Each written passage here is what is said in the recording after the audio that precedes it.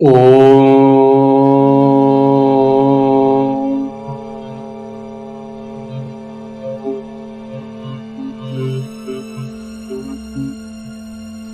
शांति। ओम शांति। बाबा बाबा ओम शांति। आज 7 नवंबर 2022 की मुरली है। बाबा कह रहे हैं, मीठे बच्चे, मनुष्य जो बाबा को भूल दलदल में फंसे हुए हैं, उन्हें निकालने की मेहनत करो। विचार सागर मंथन कर सबको बाबा का सत्य परिचय दो। आगे बाबा प्रश्न पूछ रहे हैं कि गीता को किस धर्म का शास्त्र कहेंगे? इसमें रहस्य युक्त समझने की कौन सी बात है? उत्तर बतलाते हैं बाबा कि गीता शास्त्र है ब्राह्मण देवी देवता धर्म का शास्त्र। ब्राह्मण देवी देवताए नमः कहा जाता है। इसे सिर्फ देवता धर्म का शास्त्र नहीं कहेंगे, क्योंकि देवताओं में तो यह ज्ञान है ही नहीं। ब्राह्मण यह गीता का ज्ञान सुनकर देवता बनते हैं, इसलिए ब्राह्मण देवी देवता दोनों का ही यह शास्त्र है। यह कोई हिंदू धर्म का शास्त्र नहीं कहा जाता। यह बहुत समझने की बातें हैं। गीता ज्ञान स्वयं निराकार शिव बाबा तुम्हें सुना रहे हैं, श्री कृष्ण नहीं। गीत है, न वो हमसे जुदा होंगे। ओम शांति।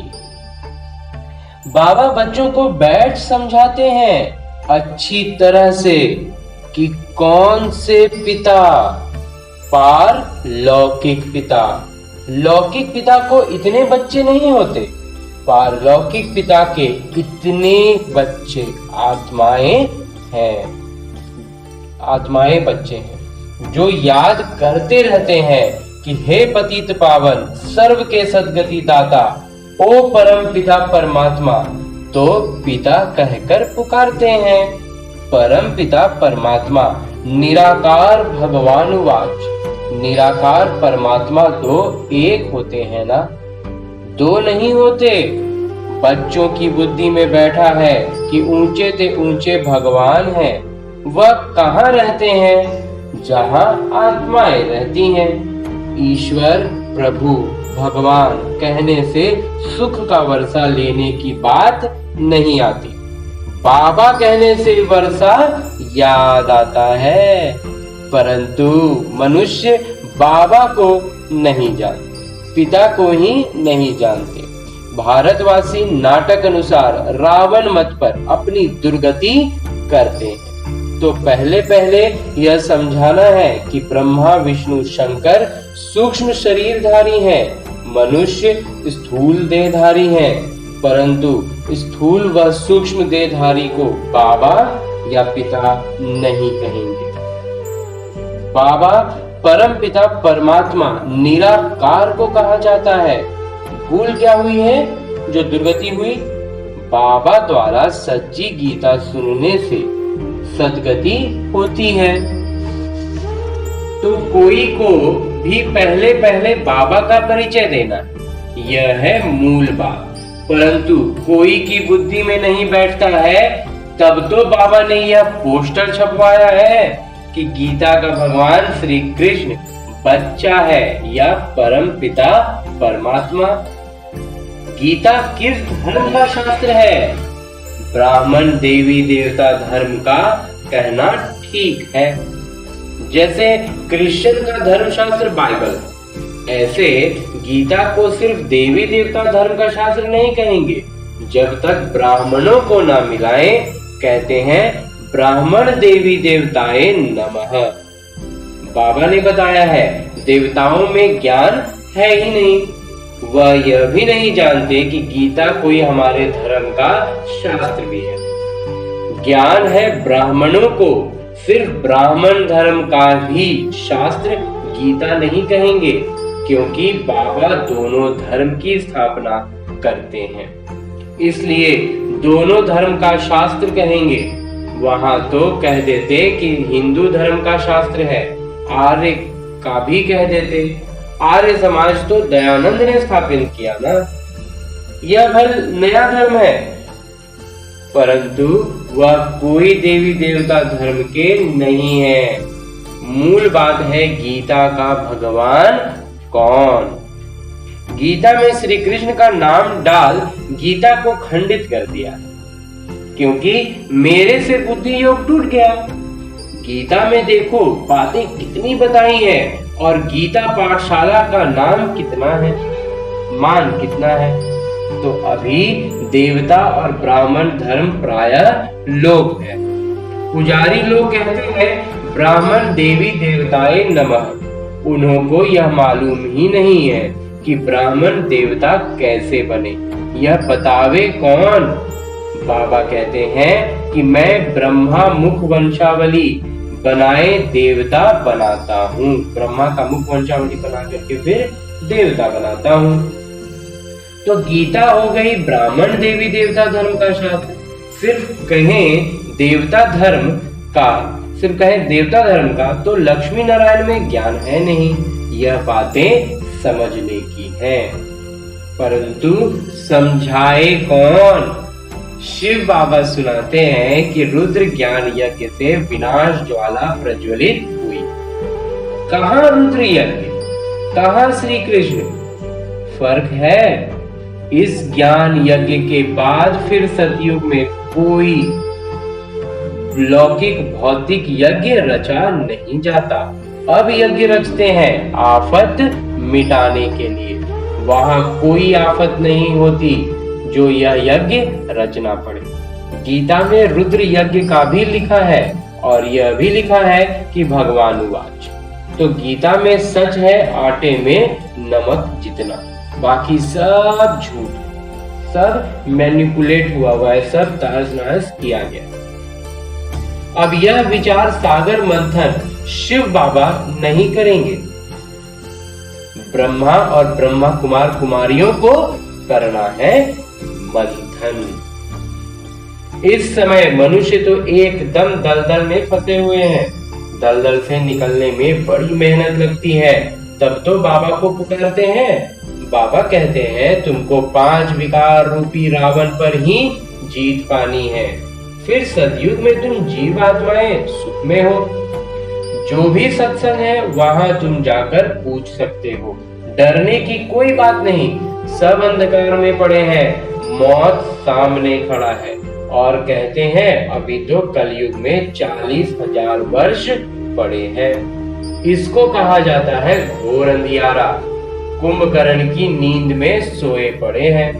कहते हैं भक्ति का फल भगवान देने आते हैं, सदगति देते हैं, तो दुर्गति में है ना। तो गीता में अगर शिव परमात्मा का नाम होता तो उनको, उन सबको मानते, तब शिव बाबा को मानते। ऐसे शिव बाबा को भूल गए हैं। तो बरोबर निराकार ने राजयोग सिखाया था। युद्ध के मैदान की कोई बात ही नहीं है। युद्ध के मैदान में इतना बड़ा ज्ञान कैसे देंगे, राजयोग कैसे सिखाएंगे। मुख्य धर्म 4 है, धर्म शास्त्र भी 4 है। अभी तो अनेकानेक धर्म, अनेक शास्त्र, अनेक चित्र है।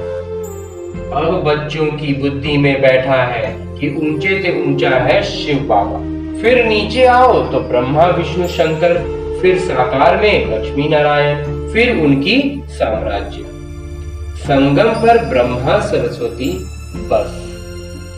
रुद्र यज्ञ जब रचते हैं तो शिव का लिंग बनाए पूजते हैं, फिर डुबो देते हैं। देवियों की भी पूजा कर, फिर डुबो देते हैं। तो गुड्डे गुड़ियों की पूजा हो गई ना, क्योंकि उनका व्यापार कोई नहीं जानते कि वो करते क्या है। पूजा करते हैं और उनको जाकर डुबा देते हैं। उनकी महिमा है पतित पावन। तो कैसे पाप आत्माओं को पावन बनाते हैं? अभी तो तुमको जाग कर जगाना है, अर्थात बाबा का परिचय देना है। बाबा को जानते ही नहीं, सिर्फ पैसा कमाते, कथा सुनाते रहते हैं। इससे क्या हुआ? तुम विद्युत मंडली में भी जाकर समझाओ। इस लड़ाई में मरना तो सबको जरूर है। इस रुद्र ज्ञान यज्ञ से विनाश ज्वाला प्रज्वलित होती जाती है। लिखते भी रहते हैं कि हमने इतने बड़े बड़े बॉम्ब्स बनाए हैं, तो कल्प पहले भी इनसे विनाश हुआ था। यह सब बॉम्ब्स कोई कल्प पहले इन्होंने समुद्र में नहीं डाले थे, तो अभी भी विनाश ही होना है। कहते हैं विनाश काले विपरीत बुद्धि। कौन किसका बुद्धि के बारे में बात कर रहा है? कौरव और यादव। अभी तो प्रजा का प्रजा पर राज्य है, तो यह पोस्टर लाखों की अंदाज में छपाओ, सब भाषाओं में। अंग्रेजी में तो जरूर छपवाना चाहिए। जहां जहां गीता पाठशाला हो वहां बांटते जाओ। पोस्टर पर एड्रेस भी लिखी हुई हो। बाबा निर्देश तो देते हैं, करना तो बच्चों का ही काम है। लिखा हुआ है शिव बाबा, तो शिव बाबा भी बाबा पिता हुए और ब्रह्मा भी पिता। परंतु बच्चों को वर्षा शिव बाबा से ही मिलना है, न कि ब्रह्मा से। ब्रह्मा को भी उनसे ही मिलता है। बाबा ने बहुत समझाया है कि गीता मैगजीन में भी पहले पहले बाबा का यथार्थ परिचय लिखो, तो जो ब्राह्मण बनने वाले होंगे उनको झट तीर लगेगा। नहीं तो लिया और फेंक दिया। जैसे कोई बंदर को किताब दो तो एकदम फेंक देगा, समझेगा कुछ नहीं। तो बाबा कहते हैं कि यह ज्ञान मेरे भक्तों को और गीता पाठियों को देना। उसमें भी जिसके भाग्य में होगा वह समझेंगे। बाबा कहते हैं यह तो है ही नर। यहाँ जो भी बच्चे आदि पैदा होते हैं, एक दूसरे को दुख ही देते रहते हैं, एक दूसरे को काटते रहते हैं। बाकी जो गरुड़ पुराण में विषय वैतरणी नदी दिखाई हुई है वह तो है नहीं। यह दुनिया तो दुनिया ही नरक है। तो बच्चे जानते हैं आज नरकवासी फिर संगमवासी बनते हैं, कल फिर स्वर्गवासी बनेंगे, इसलिए पुरुषार्थ कर रहे हैं। अच्छा, मीठे मीठे सीखी न दे बच्चों प्रति माता पिता बाबा का याद प्यार और आशीर्वाद। रूहानी बाबा की रूहानी बच्चों को नमस्ते। हम रूहानी बच्चों की ओर से रूहानी बाबा को याद प्यार और प्रणाम। धन्यवाद बाबा, धन्यवाद। मुरली के लिए भी धन्यवाद। आगे है रात्रि मुरली 23 मार्च 1968 की। इसमें बाबा कहते हैं ऊंचते ऊंच है एक भगवान, मतलब पिता। किसके पिता? सभी जो आत्माएं हैं उन सभी के पिता। जो भी मनुष्य मात्र हैं उनमें जो आत्माएं हैं उनके हैं पिता। अभी सभी आत्माएं जो कि किरदार निभाने आती हैं वह पुनर्जन्म जरूर लेती हैं। कोई बहुत थोड़े लेते हैं, कोई 84 जन्म पूरे लेते हैं, कोई 80 और कोई 60। देहधारी जो भी मनुष्य हैं भल यह लक्ष्मी नारायण विश्व पर राज करने वाले। देहधारी जो भी मनुष्य वो तो जन्म लेंगे, कोई 80 ले कोई 60 ले, लेकिन लक्ष्मी नारायण विश्व पर राज्य करने वाले। उस समय नई दुनिया में और कोई साम्राज्य नहीं होता। जो भी देहधारी मनुष्य हैं कोई भी सद्गति नहीं दे सकते। पहले पहले है मीठी शांति, शांति धाम, सभी आत्माओं का घर।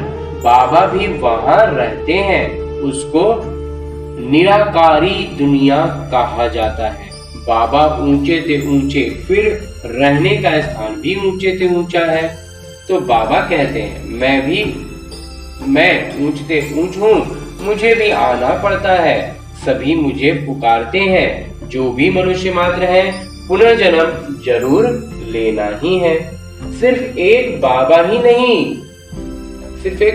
नहीं लेते पुनर्जन्म, क्योंकि बाबा जन्म नहीं ले रहे, वो प्रवेश करते हैं। पुनर्जन्म तो सभी को लेना ही है, बाकी सारी आत्माएं पुनर्जन्म लेती हैं। कोई भी धर्म स्थापक हो, बुद्ध अवतार कहते हैं ना, तो बाबा को भी अवतार कहते हैं, उनको भी आना पड़ता है। अभी सभी आत्माएं यहाँ मौजूद हैं, वापस कोई भी जा नहीं सकते। पुनर्जन्म लेते हैं तब तो वृद्धि होती है ना। पुनर्जन्म लेते लेते इस समय सभी तमो प्रधान हैं, बाबा ही आकर ज्ञान देते हैं। बाबा ही ज्ञानवान है, आदि मध्य अंत की ज्ञान उनमें है। उनको ही ज्ञानवान समृद्ध कहा जाता है।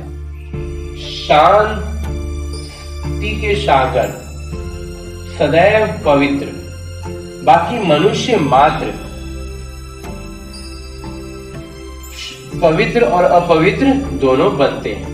यह लक्ष्मी नारायण का जो साम्राज्य है वो सबसे आगे। इनको ही पूरे 84 जन्म लेने पड़ते हैं, पुनर्जन्म यहाँ ही लेते हैं।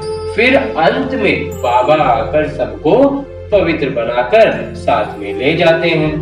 बाबा को ही मुक्तिदाता कहा जाता है। इस समय सभी धर्म स्थापक यहाँ हाजिर, बाकी थोड़े हैं जो आते रहते हैं, वृद्धि होती रहती है।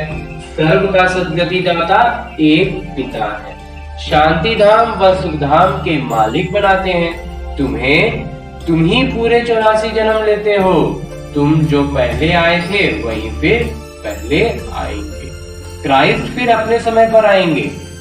क्राइस्ट में यह ताकत नहीं जो किसी को वापस ले जाए। वापस ले जाने की ताकत सिर्फ एक बाबा में ही है। इस समय है रावण राज्य, आसुरी राज्य।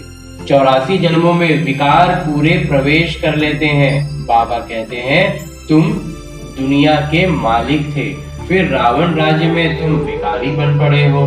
पुनर्जन्म सभी को जरूर लेना पड़ता है। धर्म स्थापन कर वापस चला जाए, यह हो नहीं सकता। उनको पालना जरूर करनी है। गाया जाता है ब्रह्मा द्वारा नई दुनिया की स्थापना, तो पुरानी दुनिया का विनाश। नई दुनिया में एक ही धर्म, एक ही साम्राज्य था, अब वह है नहीं, सिर्फ चित्र है और सभी धर्म मौजूद हैं सिवाय एक परम पिता परमात्मा के। जो भी देहधारी है पुनर्जन्म जरूर लेते हैं। भारत है अविनाशी खंड, यह कभी विनाश नहीं होता, अविनाशी है। जब इनका राज्य था तो और कोई खंड ही नहीं था और ना ही कोई राज्य था। सूर्यवंशी, चंद्रवंशी, बस और कोई नहीं। नई दुनिया को स्वर्ग या फिर अलौकिक सुखधाम भी कहा जाता है। निराकारी दुनिया को स्वर्ग नहीं कहा जाता, वह है मीठी शांति धाम, निर्वाण धाम। आत्मा को ज्ञान के सिवाय परम पिता परमात्मा के और कोई दे नहीं सकता। आत्मा बहुत छोटी बिंदी है। सभी आत्माओं के पिता है सर्वोच्चतम आत्मा, परम आत्मा। उनको सर्वोच्च पिता कहा जाता है। वह कभी पुनर्जन्म में आ नहीं सकते। इस समय नाटक की पिछाड़ी है, नाटक का अंत है। यह सारी दुनिया एक मंच है, इसमें खेल चल रहा है। इनकी अवधि है 5000 वर्ष। यह है पुरुषोत्तम संगम युग, जबकि बाबा आकर सभी को उत्तम ते उत्तम बनाते। आत्माएं अविनाशी ही हैं, यह नाटक भी अविनाशी है, बना बनाया खेल है। जो पास हो गए वो फिर उसी समय पर आएंगे। पहले ये आए थे। लक्ष्मी नारायण अभी नहीं है। सच्चा सत्य का संग यह है। अच्छा, मीठे मीठे रूहानी बच्चों को ये रूहानी बाबा व ब्रह्मा बाबा की याद, प्यार और आशीर्वाद। ओम शांति। हम रूहानी बच्चों की ओर से रूहानी बाबा को याद, प्यार और प्रणाम। ओम शांति बाबा। धारणा है, विचार सागर मंथन कर मनुष्यों को दलदल से निकालना है। जो कुंभकर्ण की नींद में सोए हुए हैं उन्हीं को जगाना है। अगला है कि सूक्ष्म अथवा स्थूल देहधारियों से बुद्धि योग निकाल एक निराकार बाबा को याद करना है। सबका बुद्धि योग एक बाबा से जुटाना है। और आज बाबा वरदान दे रहे हैं। बाबा कहते हैं, सच्चे वैष्णव बन, पवित्रता की श्रेष्ठ स्थिति का अनुभव करने वाले संपूर्ण पवित्र भव। सच्चे वैष्णव बन, पवित्रता की श्रेष्ठ स्थिति का अनुभव करने वाले संपूर्ण पवित्र भव। संपूर्ण पवित्रता की परिभाषा बहुत श्रेष्ठ और सहज है। संपूर्ण पवित्रता का अर्थ है स्वप्न मात्र भी अपवित्रता मन और बुद्धि को स्पर्श न कर सके। इसी को कहा जाता है सच्चे वैष्णव। चाहे अभी क्रमशः पुरुषार्थी हो, लेकिन पुरुषार्थ का लक्ष्य संपूर्ण पवित्रता है। और यह सहज भी है, क्योंकि असंभव से संभव करने वाले सर्वशक्तिवान बाबा के साथ है। स्लोगन है, सहज योगी वह है जो हठ व मेहनत करने के बजाय रमणीकता से पुरुषार्थ करे। सहज योगी वो है जो हठ व मेहनत करने के बजाय रमणीकता से